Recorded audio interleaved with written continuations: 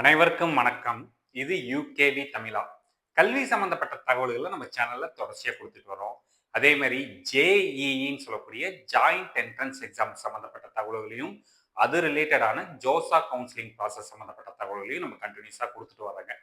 இப்ப JEE எக்ஸாமோட JEE mains session 1 எழுதுற மாணவர்களுக்கு ஒரு முக்கியமான தகவல் என்ன அப்படின்னு பார்த்தீங்கன்னா, செஷன் 1ஓட ரிசல்ட்டுங்கிறது நம்மளுக்கு இப்ப ரிலீஸ் ஆயிருச்சுங்க.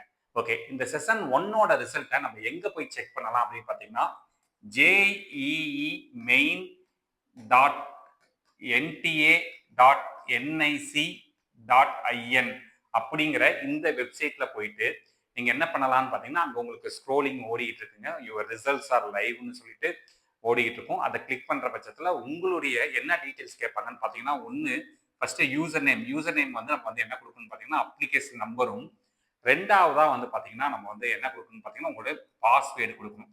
இதை கொடுத்தீங்க அப்படிங்கிற பட்சத்துல உங்களுக்கு என்ன ஓப்பன் ஆகும் அப்படின்னு பார்த்தீங்கன்னா, உங்களுடைய ஸ்கோர் கார்டு, அதாவது அதை வந்து என்ன சொல்லுவாங்கன்னா, ஸ்கோர் கார்டுன்னு சொல்லுவாங்க. இந்த ஸ்கோர் கார்டுங்கிறது ஓப்பன் ஆகுங்க. ஓகேங்களா? Okay sir. இப்போ இந்த ஸ்கோர் கார்டை பார்க்குறோம். இந்த ஸ்கோர் கார்டில் வந்து நம்மளுக்கு என்ன விஷயங்கள்லாம் நம்ம வந்து கன்சிடர் பண்ணணும் அப்படின்னு பார்த்துக்கோங்க. ஏன்னா நிறைய பேரண்ட்ஸ்க்கு வந்து சில டவுட்ஸ் கேட்டாங்க. இந்த ரிசல்ட்டை பார்த்த உடனே கண்டினியூஸாக பேரண்ட்ஸ் கூப்பிட ஆரம்பிச்சிட்டாங்க. அப்போ அவங்க கேட்ட ஒரு முக்கியமான விஷயம் என்ன பார்த்தீங்கன்னா, ஸ்கோர் கார்டில் நிறைய மார்க் இருக்கு சார். இப்போ உதாரணத்துக்கு வந்து பார்த்தீங்கன்னா, அங்கே வந்து 4 விதமான மார்க் இருக்குது. இந்த 4 விதமான மார்க்ல நம்ம எதை சார் கன்சிடர் பண்ணணுங்கிறாங்க.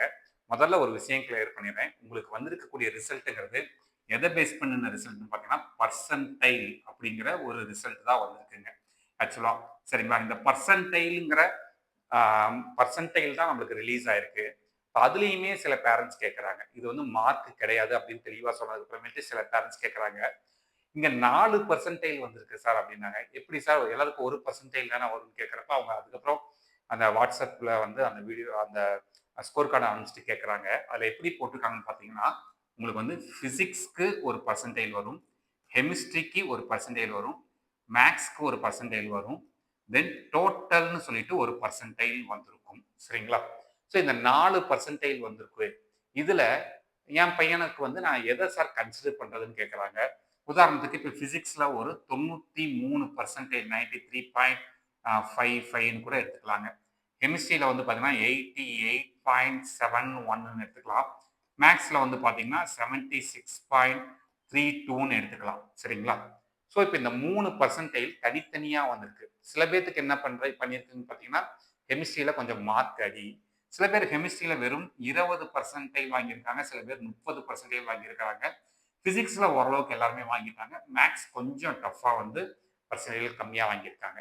இப்ப அவங்க கேட்கறது என்னன்னா, சார் இப்ப என் பையனுக்கான பர்சன்டைல்னு நான் வந்து இத மட்டும் எடுத்துக்கிட்டா போதுமா? அதாவது எத கேட்கறாங்கன்னா 93.55ங்கிறது என் பையனோட பர்சன்டைல்ன்னு எடுத்துக்கலாமான்னு கேட்டா கிடையாது.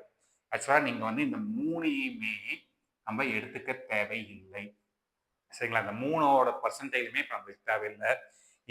இந்த மார்க்ஸ் இந்த பர்சன்டேஜ்க்கு ஒரு உதாரணத்துக்கு எக்ஸாம்பிள் போட்டு பார்க்கணும்னா இதுக்கு வந்து ஒரு 83.11ன்னு வச்சுக்கோங்க. இது சும்மா ஒரு ரேண்டமா சொல்றேன். இப்போ நீங்க கன்சிடர் பண்ண வேண்டியது எதுன்னு மட்டும் பார்த்தீங்கன்னா, இந்த பர்சன்டேஜ்ல மட்டும்தான் கால்குலேட் பண்ணணும். சரிங்களா? நீங்க இந்த 3க்குமே இப்ப வந்து வேலையே கிடையாதுங்க.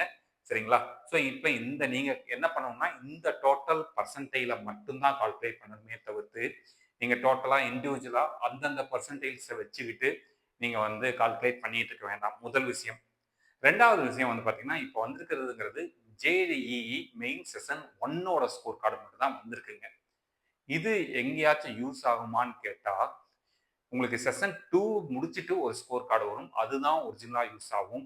அப்ப இந்த பெர்சன்டைல வச்சுட்டு நம்ம இப்ப என்ன சார் பண்றதுன்னு கேட்டா, இப்போ ஒண்ணுமே பண்ண வேண்டாம். நம்ம போர்டு எக்ஸாம்க்கு நல்லா கான்சன்ட்ரேட் பண்ணுங்க. போர்டு எக்ஸாம் முடிச்சுட்டு செஷன் 2க்கு அப்ளை பண்றதுக்கு செஷன் 2க்கு வந்து இப்ப அப்ளை பண்ணி வைங்க.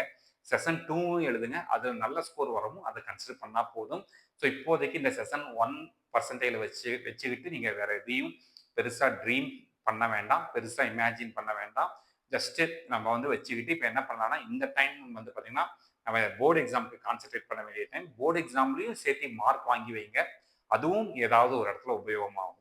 இந்த மாதிரி கண்டினியூஸா ஜேஇஇ மெயின் சம்பந்தப்பட்ட தகவல்கள், ஜோசா கவுன்சிலிங் சம்பந்தப்பட்ட தகவல்கள் கண்டினியூஸா உங்களுக்கு வேணுங்கிறவங்க யூகேவி தமிழா அப்படிங்கிற இந்த யூடியூப் சேனலை சப்ஸ்கிரைப் பண்ணிக்கோங்க. மற்ற இந்த வீடியோ உபயோகமா இருக்கு நீங்க ஃபீல் பண்ணீங்கன்னா உங்களுக்கு தெரிஞ்ச மாணவர்கள் மற்றும் பெற்றோர்களுக்கு இந்த வீடியோ ஷேர் பண்ணுங்க. மிகவும் நன்றி.